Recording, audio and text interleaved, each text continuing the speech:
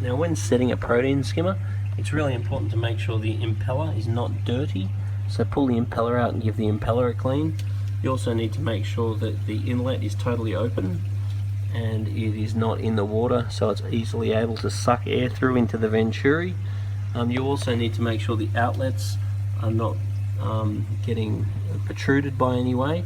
So make sure that this strainer is not pushed up too far, so the water needs to be able to get out well. Then we're going to set the froth level of the skimmer.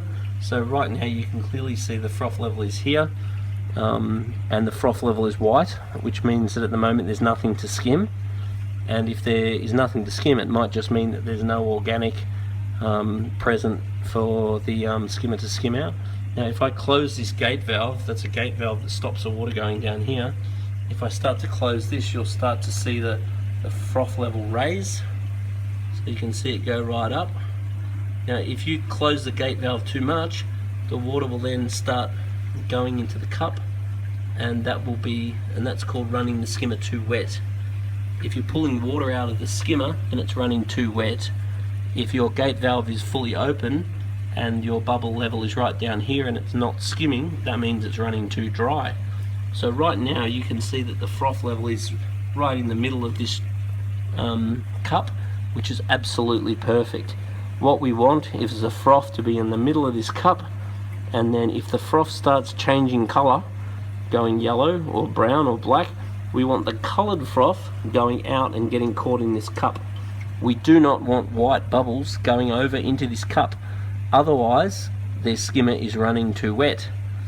On the other hand, we also don't want the froth right down here and it going yellow and not going into the cup, otherwise it's running too dry. So the way that you change it is you've got two knobs here.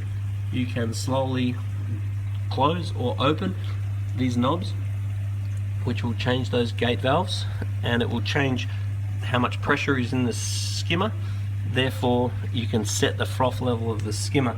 Now something you've got to be overly sensitive with in these sorts of reef aquariums is when you run denitrate products on the aquarium, it is really important that your skimmer works, because these denitrate products produce an unnatural amount of denitrifying bacteria, which is absolutely wonderful for lowering the maintenance of your aquarium, but the denitrifying bacteria that accumulates in the aquarium can actually be toxic.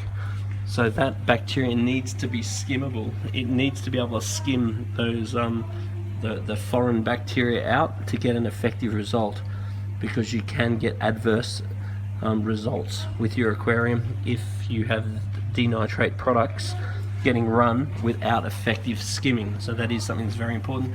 You can also see the skimmer here has got a drain, and the drain needs to be off, because you don't want the drain just going straight back into the tank. Otherwise there's no point in having a skimmer, because it's going to collect waste and put it straight back into the fish tank again.